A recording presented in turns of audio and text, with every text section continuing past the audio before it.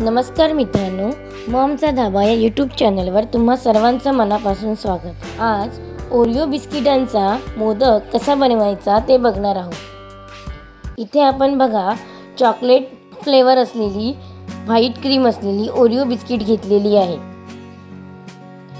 या ठिकाणी आपण क्रीम आणि बिस्किट वेगवेगळं करायचं आहे। आता बघा आपले क्रीम आणि बिस्किट वेगवेगळे झालेली आहेत। आपण हे जे बिस्किट घेतलेली आहेत ती मिक्सरच्या भांड्यामध्ये बारीक वाटून घ्यायची आहे।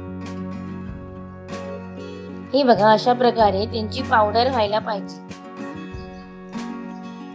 आता ही जी पावडर आहे ती थोडं थोडं दूध घालून मळून घ्यायची आहे चांगली। बघा अशा प्रकारे आपण सर्व पावडर जी आहे ती थोडं थोडं दूध घालून मळून घेतलेली आहे। असा बारीक गोळा व्हायला पाहिजे। आता जी क्रीम घेतलेली होती त्याचे पण छोटे छोटे गोळे करून घ्यायचे आहे। साच्यामध्ये आपल्या जे बिस्किटांची पावडर घेतलेली आहे ती घालायची आहे। त्यानंतर आपण जे क्रीमचा जो गोळा बनवला होता तो मध्ये ठेवायचा आहे आणि साचा दाबून आपण मोदक तयार करायचा आहे।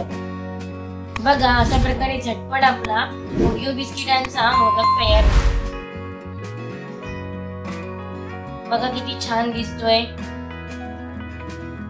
आता चॉकलेट मोदक बाहेरून मागवायची गरज नाही। घरच्या घरी तुम्ही ओरिओ बिस्किटांचा चॉकलेट फ्लेवरचा मोदक बनवू शकता।